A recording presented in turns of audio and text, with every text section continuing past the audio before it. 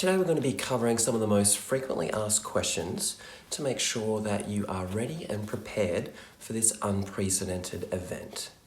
First of all, let's talk about the steps to be taking right now. Number one is get informed.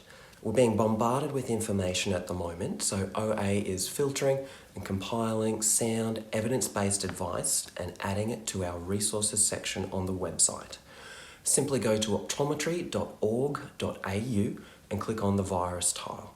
Now the situation is changing rapidly, so at this stage information is being updated daily. Number two is make sure you're taking steps to protect yourself and your staff. If we think about the logical way to approach this, one of the first things to be doing is to be minimizing contact with potentially infected patients. We've got a poster with a modifiable section at the bottom, so you can add whatever instructions you wish. And essentially, this is to be printed and displayed at the entrance of your practice, and it's going to be advising patients who have flu-like symptoms or who have been in contact with someone who may be infected to stop and to do whatever protocol you dictate. This might be to stop and to call reception. It might be to use hand sanitizer and don a mask before going to reception. As I said, it's completely up to you as to the instructions that you add there. If you send text, voice or email reminders for appointments, consider adding that if they feel unwell, that they should contact the practice for advice, and you should consider rescheduling non-urgent appointments until they are feeling better. Next step is to discuss a plan of action with your staff and colleagues. You want everyone on the same page to make sure that you're getting clear and consistent advice across to your staff. Ensure that all clinical and non-clinical staff have a good understanding of infection control principles.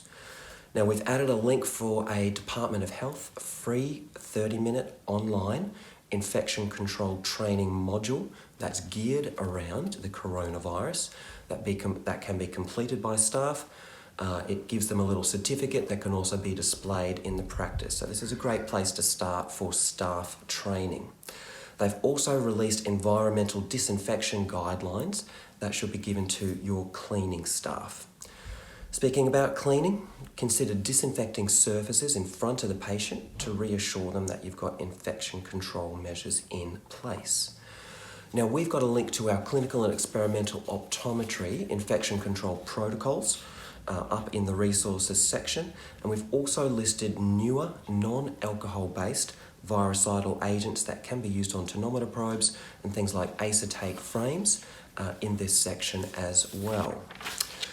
Now, other things to consider: single-use or disposable tonometry probes, obviously a great idea at times like this, and if you elect not to perform contact tonometry or examinations like gonioscopy, make sure that you have noted this in the file and that you follow up with the patient later for retest.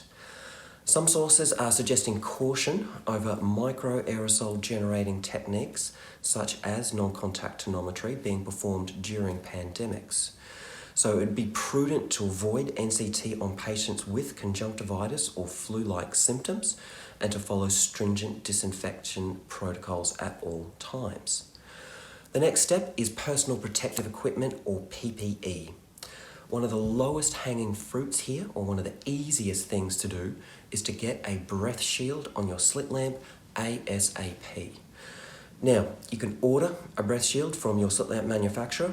You can make one for free from a very helpful hack that one of our members sent in, or you can order a universal breath shield from the links that we've got in the clinical FAQ on the resources page. Next on the list for PPE is masks. And one of the most common questions that we're getting at this point is, where can I get a mask? Now, amidst a huge increase in demand, the answer to this question changes daily, and conventional surgical and medical suppliers are certainly running low on stock. As of today, online suppliers still do have stock in Australia for fast delivery, but it's a matter of getting out there and hunting it down. So some of it is going to come down to how good are your Googling skills. Sites even like Amazon and eBay certainly have dwindling stock and prices are increasing. So if you don't have masks, please think about this ASAP.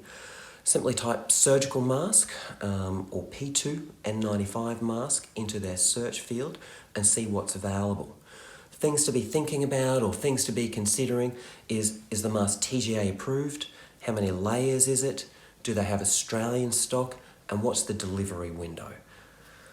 Other things to consider. You might want to be considering a P2 mask for yourself and for staff and surgical masks for patients. So think about getting some of both of these types of masks. The P2 mask with the respirator valve are better. That stops them from steaming up or getting moist as quickly. As Daryl mentioned, we're lobbying the government for access to the emergency stockpile of masks, but please keep in mind, this is not intended as an ongoing supply. This is a once-off, emergency, limited quantity of masks that will be accessible. HR issues around entitlements for leave during self-isolation, stand-down protocols and other issues have been added to the website and are in our resources section. We've got further updates around quarantine protocols if you do get infected, state-based ophthalmology surgical updates, use of PPE, telehealth, and a whole bunch of updates scheduled for next week. So please check back into the website regularly for updates. We'll also be emailing you directly each and every Friday during this period. Now, during this period of uncertainty, I think it's really important to remember that your association is here to support you.